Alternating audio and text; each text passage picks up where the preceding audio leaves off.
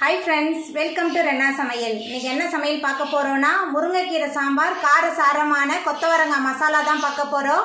ரொம்ப சுவையா இருக்கும். இந்த முருங்கைக்கீரை சாம்பாரும் கொத்தவரங்க மசாலாவும் எளிமையான முறையில் ரொம்ப சுவையா செய்யக்கூடிய இந்த முருங்கைக்கீரை சாம்பார் கொத்தவரங்க மசாலா எப்படி செய்யறதுன்னு வாங்க பார்த்துடலாம். முருங்கைக்கீரை சாம்பார் பண்ணுறதுக்கு 2 ஸ்பூன் அளவுக்கு எண்ணெய் சேர்த்துக்கிறேன். எண்ணெய் சூடாயிட்டு இதில் கொஞ்சமாக கடுகு சேர்த்துக்கலாம். கடுகு நல்லா பொரிய ஆரம்பிச்சிருச்சு. 10 சின்ன வெங்காயம் பொடியாக நறுக்கியிருக்கேன். சின்ன வெங்காயம் சேர்த்துக்கலாம். கூடவே 10 பல் பூண்டு 2 சேர்த்துட்டு நல்லா வதக்கிடலாம். வெங்காயம் பூண்டு நல்லா வதங்கணும். நல்லா வதக்கிடலாம். வெங்காயம் பூண்டு நல்லா வதங்கி வந்துருச்சு. இப்போ இதில் நம்ம சுத்தம் பண்ணி அலசி வச்சுருக்கிற முருங்கைக்கீரை சேர்த்துக்கலாம். கூடவே சாம்பார் தூள் 2 டேபிள் ஸ்பூன், மஞ்சள் தூள் 1 ஸ்பூன் 2 சேர்த்துட்டு நல்லா வதக்கிடலாம்.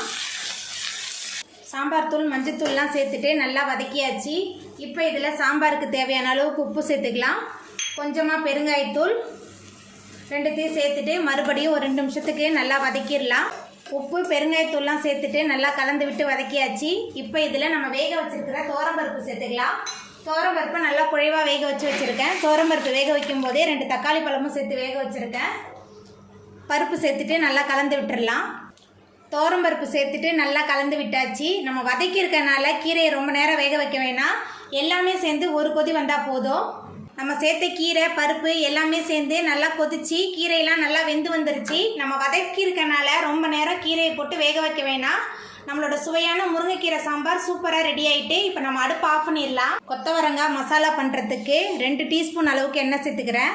எண்ணெய் சூடாயிட்டு இதில் கொஞ்சமாக கடுகு சேர்த்துக்கலாம். கடுகு பொரிய ஆரம்பிச்சிருச்சு. 1 ஸ்பூன் அளவுக்கு சீரகம், கூடவே 10 சின்ன வெங்காயம், கொஞ்சமாக கருவேப்பிலை எல்லாத்தையும் சேர்த்துட்டு நல்லா வதக்கிடலாம். ரொம்ப நேரம் வதக்க வேணாம், லைட்டாக வதங்கினா போதும். வெங்காயம் நல்லா வதங்கிருச்சு. இப்போ இதில் கொத்தவரங்காய் வேக வச்சு அந்த தண்ணியை வடித்து வச்சுருக்கேன். கொத்தவரங்காய் சேர்த்துக்கலாம்.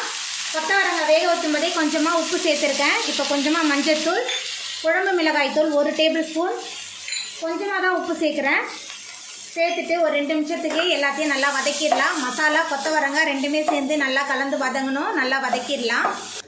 கொத்தவரங்காய் மசாலா 2மே சேர்ந்து நல்லா கலந்து வதங்கிருச்சு. நம்ம வேக வச்சு சேர்த்துருக்கனால இந்த மசாலாவை சீக்கிரமாகவே செஞ்சு முடிச்சிடலாம். ரொம்ப சுவையாக இருக்கும். இப்போ இதில் கொஞ்சமாக பெருங்காயத்தூள் சேர்த்துக்கலாம். அதுக்கப்புறமா 1/4 மூடி தேங்காய் சேர்த்துக்கலாம். தேங்காய் துருவல் சேர்த்துட்டு நல்லா கலந்து விட்டுடலாம். தேங்காய் துருவல் சேர்த்துட்டு நல்லா கலந்து விட்டாச்சு. நம்மளோட சுவையான கொத்தவரங்காய் மசாலா சூப்பராக ரெடி ஆகிட்டு சாம்பார் சாதம் ரச சாதத்துக்கெலாம் தொட்டு சாப்பிட்றதுக்கு ரொம்ப கலக்கலாக இருக்கும். நம்ம இப்போ அடுப்பு ஆஃப் பண்ணிடலாம். அவ்வளோதாங்க, ரொம்ப சுவையான முருங்கைக்கீரை சாம்பார் கொத்தவரங்காய் மசாலா சூப்பராக ரெடி ஆகிட்டு. இந்த சுவையான முருங்கைக்கீரை சாம்பார் கொத்தவரங்காய் மசாலாவை நீங்களும் உங்கள் வீட்டில் செஞ்சு பாருங்கள். இந்த வீடியோ உங்களுக்கு பிடிச்சிருந்தா லைக் பண்ணுங்கள், ஷேர் பண்ணுங்கள், கமெண்ட் பண்ணுங்கள், சப்ஸ்கிரைப் பண்ணுங்கள். அப்படியே பக்கத்தில் உள்ள பெல் பட்டனை கிளிக் பண்ணிடுங்க. நன்றி.